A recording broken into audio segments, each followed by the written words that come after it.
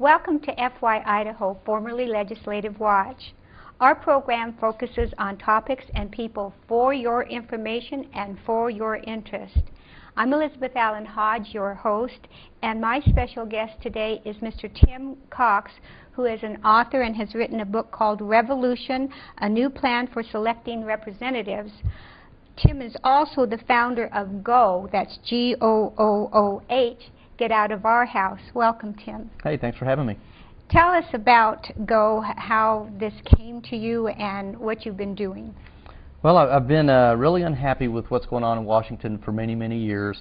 And back in 2004, my family moved to Liberty Hill. I went through a sequence of life events that kind of led me to a point, and I just kind of flippantly one day, I think it was when they came out and said 85% of us disapprove of the job Congress is doing, yet 95% of incumbents get reelected.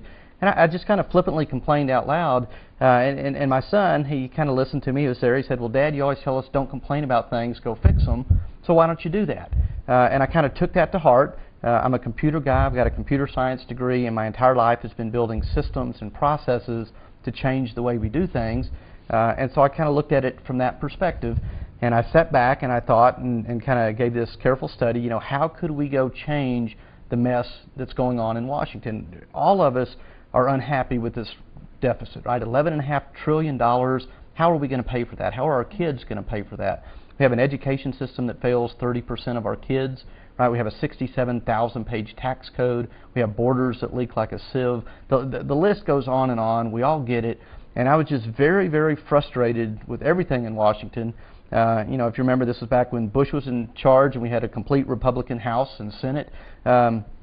And everything was wrong. Everything was bad, right? I was completely unhappy, and I said, you're right, we got to do this. And I sat back and after careful thought, came up with this system, this GO system, Get Out of Our House, that I think will allow us to return government to the people so that we can get the nation back on track. Okay, tell us a little bit about, I know in your, got a chance to attend your speech this morning, you talked about 4 areas of concern. The 4 issues were money, and the fact that the weakness of the system now is that those who are elected to office, it has to do with the money that they receive, their affiliation with parties, and the fact that they have an allegiance perhaps to a party more than to the people who voted for them. Personal advancement, their position, and once they get in a position of power, it's pretty hard for them to willingly leave that, and the fact that there's no accountability. Yeah, I mean, we sit up there and we watch what's going on and we know it's wrong, and you think about why, and I would argue it's because we have politicians in office, we don't have representatives, and I mean that in the most negative way, you know, that I can say that. The folks that go to Washington, they care about the 4 things that you mentioned. We the people are nowhere near the top of the list, right? You have guys like John Murtha. Every budget that comes through, here's another $30 million that he wastes to build an airport in his district that has 3 flights a day going in and out. That's bad enough. They have the gall to name this the John Murtha Airport. How wrong is that, right? We have guys like Allan, a 5-time U.S. Senator in the Republican Party. The winds change politically, so he's ready to shift to the other group, and that's okay, right? People do that. I always wonder why the other group would accept somebody. I think of them as traitors. But did you see the quote when he shifted? He said, I'm not going to let the members of my district determine the fate of my political career. Complete arrogance, right? You have guys like Joe Lieberman, number 2 guy on the Democratic ticket in the year 2000, right? Vice presidential candidate. In 2004, he has the gall to vote to support our troops and fund the war. And the Democratic Party, whoever that is, they run him out. He can't even win in the primary in his state. This is a long time, right, senator, number 2 guy on the ticket, because he doesn't vote the way his party tells him to vote. So if you step back and think about this, you have representatives that are up there. They serve the special interest groups that fund them. They serve the political party that tells them how to vote. And they serve their own political career long before they ever serve we the people. And then you think about the accountability. These guys, they just flat out lie to us. They tell us whatever they need to tell us. And they look us in the face and say, yes, the contract with America, we'll vote for term limits. And they get in office, and Dick Armey, right, the Speaker of the House, says, well, hey, now we're in power, we don't need term limits, right? Or you have George Bush, read my lips, no new taxes. Or Bill Clinton, right, look us in the eye, our television eyes, talking to the whole world, I did not have sex with that lady. They just flat out lie, and they don't think anything about it. So when I sat there... And they get reelected. And they get reelected. And why do they get reelected? Because the process is broken. The process for selecting representatives is what needs to be fixed, and that's what GO is. It's a nonpartisan system that's going to allow the people of America choose true citizen representatives that can go to Washington with no special interest ties, no party affiliation, and no political career, and go up there and be held accountable and do what we need to do to fix our country. Well, let's talk for a minute about education. And the reason I want to do that is I want to get into this survey that you have, this questionnaire, if you will.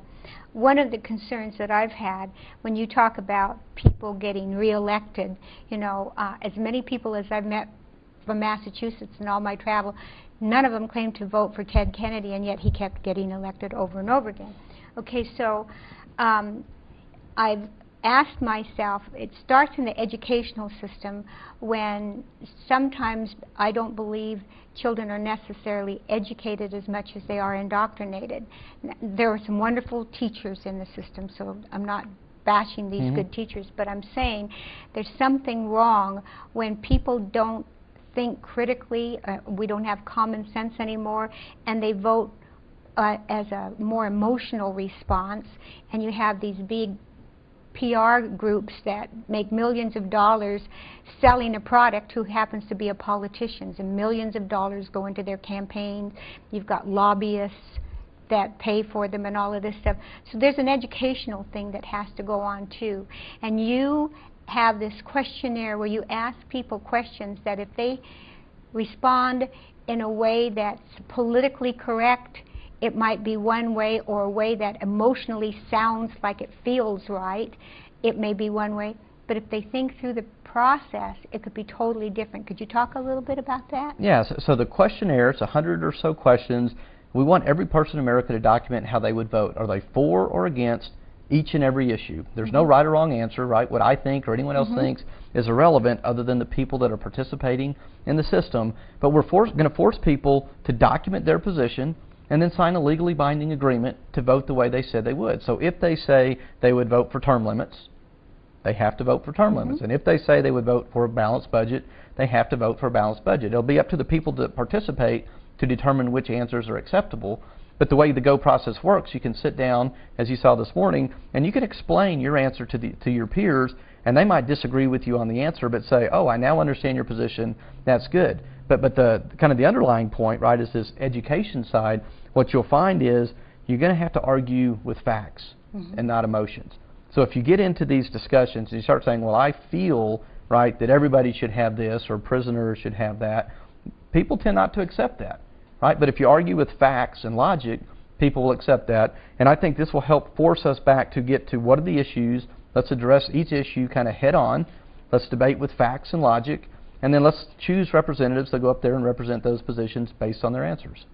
One of the things that I found as I've talked to people both when I served in the legislature and since then, is that people have a difficult time distinguishing between rights and entitlements. And in the questionnaire that you asked, when we get back from the break, I want to discuss that a little bit more. There were some questions that you asked if they were for or against. Some of them were entitlements and some of them were rights, and people couldn't tell the difference between those. I'd like to talk about that when we get back. Okay. I'm Elizabeth Allan Hodge. The program is FYIdaho.